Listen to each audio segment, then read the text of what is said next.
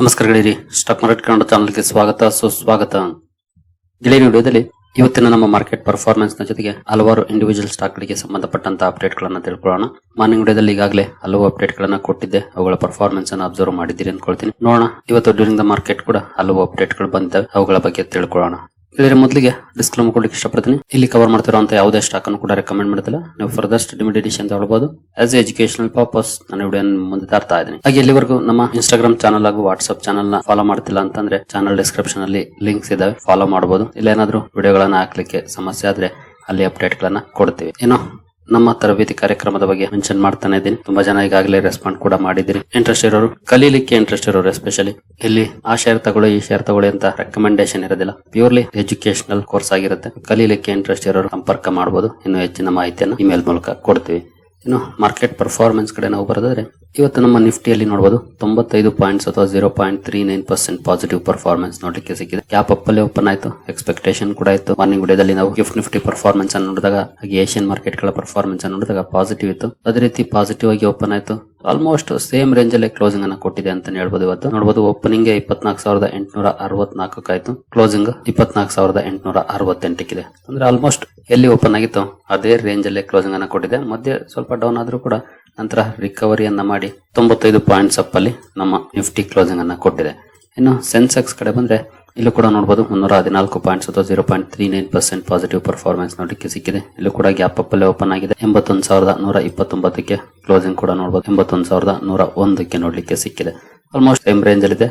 ಇಲ್ಲೂ ಕೂಡ ಅಷ್ಟೇನು ಬಿಗ್ ಡಿಫರೆನ್ಸ್ ಆಗಿಲ್ಲ. ನಿನ್ನೆ ಗ್ಯಾಪ್ ಅಪ್ ಅಲ್ಲಿ ಓಪನ್ ಆದ್ರೂ ಕೂಡ 2-2.5ವರೆಗೂ ಒಳ್ಳೆ ಪರ್ಫಾರ್ಮೆನ್ಸ್ ಬಂದ್ರು. 2.5 ನಂತರ ದಿಢೀರ್ ಅಂತ ಬಿತ್ತು. ಬಟ್ ಇವತ್ತೇನಂತ ಪರ್ಫಾರ್ಮೆನ್ಸ್ ಕಂಡು ಬರಲಿಲ್ಲ. ಡೀಸೆಂಟ್ ಪರ್ಫಾರ್ಮೆನ್ಸ್ ಬಂದಿದೆ. ಕೊನೆವರೆಗೂ ಕೂಡ ಒಳ್ಳೆ ಪರ್ಫಾರ್ಮೆನ್ಸ್ ಅಲ್ಲೇ ಕ್ಲೋಸಿಂಗ್ ಕಂಡು ಬಂದಿದೆ.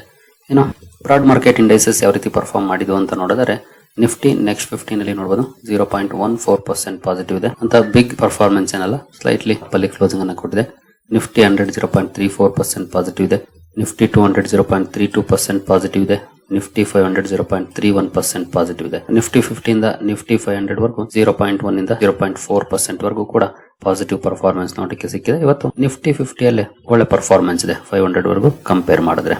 ಇನ್ನು ಮಿಡ್ ಕ್ಯಾಪ್ ಕಡೆ ಬಂದ್ರೆ, ಮಿಡ್ ಕ್ಯಾಪ್ 15 ನಲ್ಲಿ ನೋಡಬಹುದು 0.28% ಪಾಸಿಟಿವ್ ಇದೆ. ಮಿಡ್ ಕ್ಯಾಪ್ 100 0.18% ಪಾಸಿಟಿವ್ ಇದೆ. ಮಿಡ್ ಕ್ಯಾಪ್ 150 0.2% ಪಾಸಿಟಿವ್ ಇದೆ. ಅಂದ್ರೆ ಇಲ್ಲಿ 0.2 ಇಂದ 0.3% ವರೆಗೂ ಪಾಸಿಟಿವ್ ಪರ್ಫಾರ್ಮೆನ್ಸ್ ನೋಡಲಿಕ್ಕೆ ಸಿಕ್ಕಿದೆ. ಸ್ಮಾಲ್ ಕ್ಯಾಪ್ ಕಡೆ ಬಂದ್ರೆ, ಸ್ಮಾಲ್ ಕ್ಯಾಪ್ 100 0.34% ಪಾಸಿಟಿವ್ ಇದೆ. ಸ್ಮಾಲ್ ಕ್ಯಾಪ್ 50 0.32% ಪಾಸಿಟಿವ್ ಇದೆ. ಸ್ಮಾಲ್ ಕ್ಯಾಪ್ 250 0.26% ಪಾಸಿಟಿವ್ ಅಲ್ಲಿ ಪರ್ಫಾರ್ಮೆನ್ಸ್ ಅನ್ನ ಮಾಡಿದೆ. ಅಂದ್ರೆ almost mid cap and small cap same range ಅಲ್ಲಿ ಪರ್ಫಾರ್ಮೆನ್ಸ್ ಅನ್ನ ಮಾಡಿದೆ. ಬಿಗ್ ಡಿಫರೆನ್ಸ್ ಏನಾಗಿಲ್ಲ. ಲಾರ್ಜ್ ಕ್ಯಾಪ್ ಆಗಲಿ, ಮಿಡ್ ಕ್ಯಾಪ್ ಆಗಲಿ ಅಥವಾ ಸ್ಮಾಲ್ ಕ್ಯಾಪ್ ಆಗಲಿ ಅಂತ ಬಿಗ್ ಡಿಫರೆನ್ಸ್ ಏನಿಲ್ಲ. ಆಲ್ಮೋಸ್ಟ್ ಸಿಮಿಲರ್ ಪರ್ಫಾರ್ಮೆನ್ಸ್ ಅನ್ನ ಕೊಟ್ಟಿದ್ದಾವೆ ಇವತ್ತು ಅಂತ ಹೇಳ್ಬೋದು. ಇನ್ನು ಮೈಕ್ರೋ ಕ್ಯಾಪ್ ಪರ್ಫಾರ್ಮೆನ್ಸ್ ಅನ್ನು ನೋಡಿದರೆ, ಇಲ್ಲಿ 0.17% ಪಾಸಿಟಿವ್ ಪರ್ಫಾರ್ಮೆನ್ಸ್ ನೋಡ್ಲಿಕ್ಕೆ ಸಿಕ್ಕಿದೆ. ಓವರ್ ಆಲ್ ಡಿಸೆಂಟ್ ಪರ್ಫಾರ್ಮೆನ್ಸ್ ಎಲ್ಲ ಕಡೆ ಇವತ್ತು ನೋಡ್ಲಿಕ್ಕೆ ಸಿಕ್ಕಿದೆ ನಮ್ಮ ಮಾರ್ಕೆಟ್ ಅಲ್ಲಿ. ಇನ್ನು ಸೆಕ್ಟೋರಲ್ ಇಂಡೈಸಸ್ ಗಳ ಪರ್ಫಾರ್ಮೆನ್ಸ್ ಅನ್ನು ನೋಡಿದರೆ, ಯಾವ ಸೆಕ್ಟರ್ ಯಾವ ರೀತಿ ಪರ್ಫಾರ್ಮ್ ಮಾಡ್ತು ಅಂತ, ನಿಫ್ಟಿ ಬ್ಯಾಂಕ್ ಅಲ್ಲಿ ನೋಡಬಹುದು ಫ್ಲಾಟ್ ಇದೆ ಪರ್ಫಾರ್ಮೆನ್ಸ್. ಇವನ್ ಫೈನಾನ್ಷಿಯಲ್ ಸರ್ವಿಸಸ್ ಕೂಡ ಫ್ಲಾಟಿಶ್ ಪರ್ಫಾರ್ಮೆನ್ಸ್ ಅನ್ನ ಕೊಟ್ಟಿದೆ. ಸ್ಲೈಟ್ಲಿ ಅಪ್ ಆಗಿದೆ ಅಂತ ಹೇಳ್ಬೋದು ಬೇಕಿದ್ರೆ, ಯಾವ ರೀತಿ ಪರ್ಫಾರ್ಮೆನ್ಸ್ ಬಂದಿದೆ. ಇನ್ನು ನಿಫ್ಟಿ ಆಟೋ ಫ್ಲಾಟ್ ಇದೆ. ನಿನ್ನೆ ಸಾಲಿಡ್ ಪರ್ಫಾರ್ಮೆನ್ಸ್ ಬಂದಿತ್ತು, ಮೋರ್ ದನ್ 3% ಅಪ್ ಅಲ್ಲಿ ಆಟೋ ಕ್ಲೋಸಿಂಗ್ ಅನ್ನ ಕೊಟ್ಟಿತ್ತು. ಇವತ್ತು ಫ್ಲಾಟ್ ಆಗಿ ಪರ್ಫಾರ್ಮ್ ಮಾಡಿದೆ. ಈ ಕಡೆ ಪಾಸಿಟಿವ್ ಇಲ್ಲ, ಈ ಕಡೆ ನೆಗೆಟಿವ್ ಇಲ್ಲ, ಆ ರೀತಿ ಪರ್ಫಾರ್ಮೆನ್ಸ್ ನೋಡ್ಲಿಕ್ಕೆ ಸಿಕ್ಕಿದೆ. FMCG ನಲ್ಲಿ ಪಾಸಿಟಿವ್ ಪರ್ಫಾರ್ಮೆನ್ಸ್ ಇದೆ. ಇವತ್ತು ನಿನ್ನೆ ಸ್ವಲ್ಪ ಡೌನ್ ಇತ್ತು, ಇವತ್ತು ಪಾಸಿಟಿವ್ ಇದೆ. IT ಸೆಕ್ಟರ್ ಇವತ್ತು ಸ್ಟ್ರಾಂಗ್ ಪರ್ಫಾರ್ಮೆನ್ಸ್ ಅನ್ನ ಮಾಡಿದೆ. 2.76% ಅಪ್ ಅಲ್ಲಿ ಕ್ಲೋಸಿಂಗ್ ಅನ್ನ ಕೊಟ್ಟಿದೆ. IT ಸೆಕ್ಟರ್ ಸ್ಟ್ರಾಂಗ್ ಪರ್ಫಾರ್ಮ್ ಮಾಡಿದ್ದಕ್ಕೆ ಕಾರಣ ಅಂತಂದ್ರೆ, ಇನ್ಫೋಸಿಸ್ ಬೈಬ್ಯಾಕ್ ಅನ್ನ ಅನೌನ್ಸ್ ಮಾಡಿತ್ತು. ಆ ಬೈಬ್ಯಾಕ್ ಕಾಸ್ಕೇಡಿಂಗ್ ಇಂಪ್ಯಾಕ್ಟ್ ಅನ್ನ ಮಾಡಿದೆ ಅಂತ ಹೇಳ್ಬೋದು IT ಸೆಕ್ಟರ್ ನ ಮೇಲೆ. ಹಾಗಂತ ಬೇರೆಲ್ಲ ಕಂಪನಿಗಳೇನು ಅನೌನ್ಸ್ ಮಾಡಿಲ್ಲ, ಅನೌನ್ಸ್ ಮಾಡಿರೋದು ಇನ್ಫೋಸಿಸ್ ಒಂದೇ. ಬಟ್ ಅದರ impact over all IT sector ನ ಮೇಲೂ ಕೂಡ ಬಿದ್ದಿದೆ. ಇನ್ಫೋಸಿಸ್ ಅಲ್ಲಂತೂ ತುಂಬಾ ಒಳ್ಳೆ ಪರ್ಫಾರ್ಮೆನ್ಸ್ ಇವತ್ತು ನೋಡ್ಲಿಕ್ಕೆ ಸಿಕ್ಕಿದೆ. ಇನ್ನು ಮೀಡಿಯಾ ಫ್ಲಾಟ್ ಇದೆ. ಮೆಟಲ್ ಕೂಡ ಸ್ಲೈಟ್ಲಿ ಅಪ್ ಅಲ್ಲಿ ಕ್ಲೋಸಿಂಗ್ ಅನ್ನು ಕೊಟ್ಟಿದೆ. ಫಾರ್ಮಾ ಚೆನ್ನಾಗಿ ಪರ್ಫಾರ್ಮ್ ಮಾಡಿದೆ ಇವತ್ತು 0.86% ಪಾಸಿಟಿವ್ ಇದೆ. PSU ಬ್ಯಾಂಕ್ ಗಳಲ್ಲಿ ಸ್ಲೈಟ್ಲಿ ಡೌನ್ ಇದೆ. ಪ್ರೈವೇಟ್ ಬ್ಯಾಂಕ್ 0.13% ಪಾಸಿಟಿವ್ ಇದೆ. ರಿಯಾಲಿಟಿ ಡೌನ್ ಇದೆ 0.3%. ಹೆಲ್ತ್ ಕೇರ್ ಚೆನ್ನಾಗಿ ಪರ್ಫಾರ್ಮ್ ಮಾಡಿದೆ 0.77% ಪಾಸಿಟಿವ್ ಇದೆ. ಕನ್ಸ್ಯೂಮರ್ ಡ್ಯೂರಬಲ್ಸ್ 0.12% ಡೌನ್ ಇದೆ. ಆಯಿಲ್ ಅಂಡ್ ಗ್ಯಾಸ್ 0.3% ಡೌನ್ ಇದೆ. ಒಟ್ಟಿನಲ್ಲಿ ಇವತ್ತು ಕೂಡ ಮಿಕ್ಸ್ಡ್ ಪರ್ಫಾರ್ಮೆನ್ಸ್ ಇದೆ. ಎಲ್ಲಾ ಸೆಕ್ಟರ್ಸ್ ಏನ್ ಪಾಸಿಟಿವ್ ಇಲ್ಲ. ಕೆಲವು ಸೆಕ್ಟರ್ಸ್ ತುಂಬಾ ಒಳ್ಳೆ ಪರ್ಫಾರ್ಮೆನ್ಸ್ ಅನ್ನ ಮಾಡಿದವೆ, ಕೆಲವು ಸೆಕ್ಟರ್ಸ್ ಅಂಡರ್ ಪರ್ಫಾರ್ಮೆನ್ಸ್ ಅನ್ನ ಮಾಡಿದವೆ. ಇನ್ನು ಕೆಲವು ಕಡೆ ಡಿಸೆಂಟ್ ಪರ್ಫಾರ್ಮೆನ್ಸ್ ನೋಡಲಿಕ್ಕೆ ಸಿಕ್ಕಿದೆ. ಸಾಲಿಡ್ ಪರ್ಫಾರ್ಮೆನ್ಸ್ ಅಂದ್ರೆ ಅದು FMCG. ನಿನ್ನೆ ಆಟೋ ಸೆಕ್ಟರ್ ಈ ರೀತಿಯ ಪರ್ಫಾರ್ಮೆನ್ಸ್ ಅನ್ನ ಕೊಟ್ಟಿತ್ತು, ಮೋರ್ ದನ್ 3% ಅಪ್ ಅಲ್ಲಿ. ಇವತ್ತು ಐಟಿ ಸೆಕ್ಟರ್ ನಿಯರ್ಲಿ 3% ಅಪ್ ಅಲ್ಲಿ ಕ್ಲೋಸಿಂಗ್ ಅನ್ನ ಕೊಟ್ಟಿದೆ. ಇವನ್ ಫಾರ್ಮಾ ಅಂಡ್ ಹೆಲ್ತ್ ಕೇರ್ ಕೂಡ ಒಳ್ಳೆ ಕಾಂಟ್ರಿಬ್ಯೂಷನ್ ಅನ್ನ ಇವತ್ತು ನಮ್ಮ ಮಾರ್ಕೆಟ್ ಗೆ ಮಾಡಿದವೆ. ಅಲ್ಲೂ ಕೂಡ ಒಳ್ಳೆ ಪರ್ಫಾರ್ಮೆನ್ಸ್ ನೋಡ್ಲಿಕ್ಕೆ ಸಿಕ್ಕಿದೆ. ಇವನ್ FMCG ಕೂಡ ಒಂದಷ್ಟು ಕಾಂಟ್ರಿಬ್ಯೂಷನ್ ಅನ್ನ ಮಾಡ್ತು. ನಮ್ಮ ಮಾರ್ಕೆಟ್ ಅಲ್ಲಂತೂ ಈ ರೀತಿ ಪರ್ಫಾರ್ಮೆನ್ಸ್ ಇದೆ. ಗ್ಲೋಬಲ್ ಮಾರ್ಕೆಟ್ಸ್ ಇವತ್ತು ಯಾವ ರೀತಿ ಪರ್ಫಾರ್ಮ್ ಮಾಡಿದ್ವು ಅಂತ ನೋಡಿದ್ರೆ ಯುರೋಪಿಯನ್ ಮಾರ್ಕೆಟ್ಸ್ ನೋಡಬಹುದು ಸ್ಲೈಟ್ಲಿ ಪಾಸಿಟಿವ್ಲಿ ಟ್ರೇಡ್ ಆಗ್ತಿದೆ. ಎಲ್ಲೂ ಏನಂತ ದೊಡ್ಡ ಮಟ್ಟದ ರ್ಯಾಲಿ ಇಲ್ಲ, ಬಿಲೋ 1% ಪಾಸಿಟಿವ್ ಇದೆ. ಹಾಗೆ ಅಲ್ಲಲ್ಲಿ ಕೆಲವು ಮಾರ್ಕೆಟ್ಸ್ ಡೌನ್ ಅಲ್ಲಿ ಕೂಡ ಟ್ರೇಡ್ ಆಗ್ತಿದ್ದಾವೆ. ಹಾಗೆ ಏಷ್ಯನ್ ಮಾರ್ಕೆಟ್ಸ್ ಅಲ್ಲಿ ಕೆಲವು ನೆಗೆಟಿವ್ ಇದಾವೆ, ಕೆಲವು ಪಾಸಿಟಿವ್ ಇದಾವೆ. ಮಿಕ್ಸ್ಡ್ ರಿಯಾಕ್ಷನ್ ಇದೆ ಏಷ್ಯನ್ ಮಾರ್ಕೆಟ್ಸ್ ಅಲ್ಲಿ. ಬಟ್ ಯುರೋಪಿಯನ್ ಮಾರ್ಕೆಟ್ಸ್ ಇದರಲ್ಲಿ ಸ್ಲೈಟ್ಲಿ ಪಾಸಿಟಿವ್ ಅಲ್ಲಿ ಟ್ರೇಡ್ ಆಗ್ತಿದ್ದಾವೆ. ಇನ್ನು ಇಂಡಿವಿಜುವಲ್ ಸ್ಟಾಕ್ ಗಳ ಕಡೆ ನಾವು ಬರೋದಿದೆ. ಹುಡ್ಕೋ ಸುದ್ದಿಯಲ್ಲಿತ್ತು ಮಾರ್ನಿಂಗ್ ವಿಡಿಯೋದಲ್ಲಿ ಇದರ ಬಗ್ಗೆ ಅಪ್ಡೇಟ್ ಅನ್ನ ಕೊಟ್ಟಿದೆ. ಕಂಪನಿ 11,300 ಕೋಟಿ ಪ್ರಾಜೆಕ್ಟ್ ಗೆ ಸಂಬಂಧಪಟ್ಟಂತ ಸುದ್ದಿಯನ್ನ ಕೊಟ್ಟಿತ್ತು. ಬಟ್ ಸ್ಟಾಕ್ ಅಲ್ಲಿ ರಿಯಾಕ್ಷನ್ ಬರಲಿಲ್ಲ. ಸ್ಲೈಟ್ಲಿ ಡೌನ್ ಅಲ್ಲೇ ಸ್ಟಾಕ್ ಇವತ್ತು ಕ್ಲೋಸಿಂಗ್ ಅನ್ನ ಕೊಟ್ಟಿದೆ ಹುಡ್ಕೋ. ನಂತರ ಇನ್ಫೋಸಿಸ್ ಅಲ್ಲಿ ಸಾಲಿಡ್ ಪರ್ಫಾರ್ಮೆನ್ಸ್ ನೋಡ್ಲಿಕ್ಕೆ ಸಿಕ್ತು. ತುಂಬಾ ರೇರ್ ಈ ರೀತಿಯ ಪರ್ಫಾರ್ಮೆನ್ಸ್ ನೋಡ್ಲಿಕ್ಕೆ ಸಿಗೋದು. ನೋಡಬಹುದು 4.85% ಅಂದ್ರೆ ನಿಯರ್ಲಿ 5% ರ್ಯಾಲಿ ನೋಡ್ಲಿಕ್ಕೆ ಸಿಕ್ಕಿದೆ ಇನ್ಫೋಸಿಸ್ ಅಲ್ಲಿ. ನಾನು ಹಿಂದೆ ಹಲವು ವಿಡಿಯೋಗಳಲ್ಲಿ ಮೆನ್ಷನ್ ಮಾಡಿದ್ದೀನಿ, ಪ್ರತಿದಿನ ಒಳ್ಳೆ ಸ್ಟಾಕ್ ಗಳಲ್ಲಿ ಅಥವಾ ಯಾವುದೇ ಸ್ಟಾಕ್ ಅಲ್ಲಾಗ್ಲಿ ರ್ಯಾಲಿ ಬರೋದಿಲ್ಲ. ಬಂದ್ರು ಇವತ್ತೆಲ್ಲ ನಾಳೆ ಬೀಳಲೇಬೇಕು. ಹಾಗೆ ಎಸ್ಪೆಷಲಿ ಈ ರೀತಿಯ ಶೇರ್ ಅಲ್ಲಿ, ಇನ್ಫೋಸಿಸ್ ತರದ ಶೇರ್ ಅಲ್ಲಿ, ದೊಡ್ಡ ಕಂಪನಿಗಳಲ್ಲಿ ಈ ರೀತಿಯ ಪರ್ಫಾರ್ಮೆನ್ಸ್ ರೇರ್ ನೋಡ್ಲಿಕ್ಕೆ ಸಿಗೋದು. ಯಾವತ್ತೋ ಅಪರೂಪಕ್ಕೊಮ್ಮೆ ಸ್ಮಾಲ್ ಕ್ಯಾಪ್ ಶೇರ್ ಗಳಲ್ಲಿ ಅಥವಾ ಮಿಡ್ ಕ್ಯಾಪ್ ಶೇರ್ ಗಳಲ್ಲಿ ನೋಡ್ಲಿಕ್ಕೆ ಸಿಗುತ್ತೆ. ಅಂದ್ರೆ 20% ವರೆಗೂ ಅಪ್ಪರ್ ಸರ್ಕ್ಯೂಟ್ ಪರ್ಫಾರ್ಮೆನ್ಸ್ ಬರುತ್ತೆ. ಬಟ್ ಯೂಶಲಿ ಈ ಕಂಪನೀಸ್ ಅಲ್ಲಿ, ಇಂಡೆಕ್ಸ್ ಅಲ್ಲಿ ಇರುವಂತಹ ಕಂಪನೀಸ್ ಅಲ್ಲಿ, F&O ದಲ್ಲಿ ಇರುವಂತಹ ಕಂಪನೀಸ್ ಅಲ್ಲಿ ಈ ರೀತಿಯ ರಿಯಾಕ್ಷನ್ ತುಂಬಾ ರೇರ್ ನೋಡ್ಲಿಕ್ಕೆ ಸಿಗೋದು. ಅಂತಹ ಒಂದು ದಿನ ಅಂತಾನೆ ಹೇಳ್ಬೋದು ಇವತ್ತು ಇನ್ಫೋಸಿಸ್ ಶೇರ್ ಹೋಲ್ಡರ್ಸ್ ಗೆ. ನಿಯರ್ಲಿ 5% ಅಪ್ ಅಲ್ಲಿ ಕ್ಲೋಸಿಂಗ್ ಅನ್ನ ಕೊಟ್ಟಿದೆ.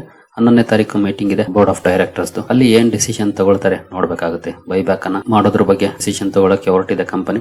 ಎಷ್ಟು ಬೈಬ್ಯಾಕ್ ಮಾಡ್ತಾರೆ, ಜೊತೆಗೆ ಯಾವ ಪ್ರೈಸ್ ಗೆ ಬೈಬ್ಯಾಕ್ ಮಾಡ್ತಾರೆ, ಇದು ಕೂಡ ಇಂಪಾರ್ಟೆಂಟ್. ಯಾಕಂದ್ರೆ ಮಾರ್ಕೆಟ್ ರಿಯಾಕ್ಟ್ ಮಾಡೋದೇ ಹಂಗೆ.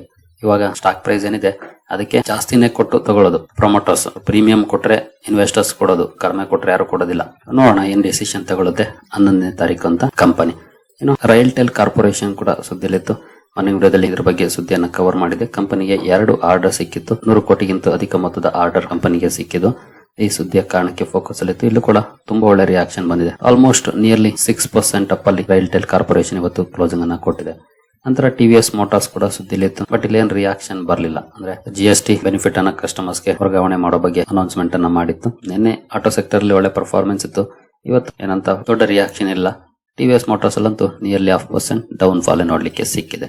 ಇನ್ನು ರಿಲಯನ್ಸ್ ಇಂಡಸ್ಟ್ರೀಸ್ ಗೆ ಸಂಬಂಧಪಟ್ಟಂತೆ ಒಂದು ಸುದ್ದಿ ಬಂದಿದೆ. ಎಸ್ಪೆಷಲಿ ಓಪನ್ AI ಜೊತೆ ಕಂಪನಿ ಮಾತುಕತೆಗಳನ್ನ ಆಡ್ತಾ ಇದೆ. ಡೇಟಾ ಸೆಂಟರ್ ಟೈಅಪ್ಸ್ ಗೆ ಸಂಬಂಧಪಟ್ಟಂತೆ ಅನ್ನೋ ಸುದ್ದಿ ಬಂದಿದೆ. ಈ ಸುದ್ದಿಯ ಕಾರಣಕ್ಕೆ ಸ್ಟಾಕ್ ಫೋಕಸ್ ಅಲ್ಲಿತ್ತು. ಬಟ್ ಸ್ಟಾಕ್ ಅಲ್ಲಿ ಏನ್ ರಿಯಾಕ್ಷನ್ ಇಲ್ಲ, ನಾರ್ಮಲ್ ಪರ್ಫಾರ್ಮೆನ್ಸ್ ಬಂದಿದೆ. ಇನ್ನು E2E ಕೂಡ ಸೇಮ್. ಈ ಕಂಪನಿ ಕೂಡ ಡೇಟಾ ಸೆಂಟರ್ ಗೆ ಸಂಬಂಧಪಟ್ಟಂತೆ ಓಪನ್ AI ಜೊತೆ ಮಾತುಕತೆಗಳನ್ನ ಆಡ್ತಿದೆ ಅಂತ ET ರಿಪೋರ್ಟ್ ಮಾಡಿದೆ ಎಕನಾಮಿಕ್ ಟೈಮ್ಸ್. ಈ ಸುದ್ದಿ ಬಂದ ನಂತರ ಇಮಿಡಿಯೇಟ್ಲಿ ಸ್ಟಾಕ್ ಅಲ್ಲಿ ಅಪ್ಪರ್ ಸರ್ಕ್ಯೂಟ್ ಪರ್ಫಾರ್ಮೆನ್ಸ್ ನೋಡ್ಲಿಕ್ಕೆ ಸಿಕ್ಕಿದೆ.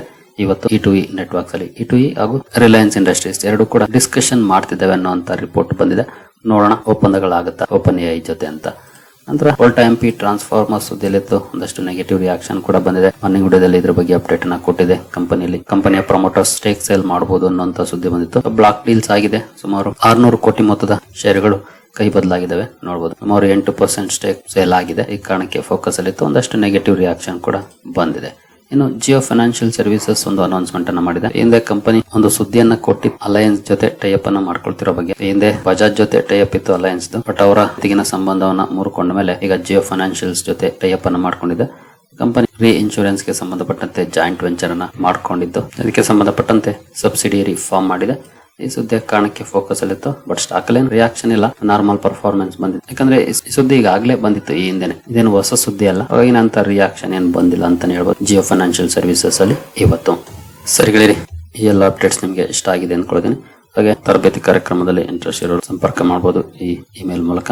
ಇನ್ನು ಹೆಚ್ಚಿನ ಮಾಹಿತಿಯನ್ನು ಅಲ್ಲಿ ಕೊಡ್ತೀವಿ. ಮುಂದಿನ ವಿಡಿಯೋದಲ್ಲಿ ಸಿಗೋಣ. ಅಲ್ಲಿವರೆಗೂ ಜೈ ಹಿಂದ್, ಜೈ ಕರ್ನಾಟಕ.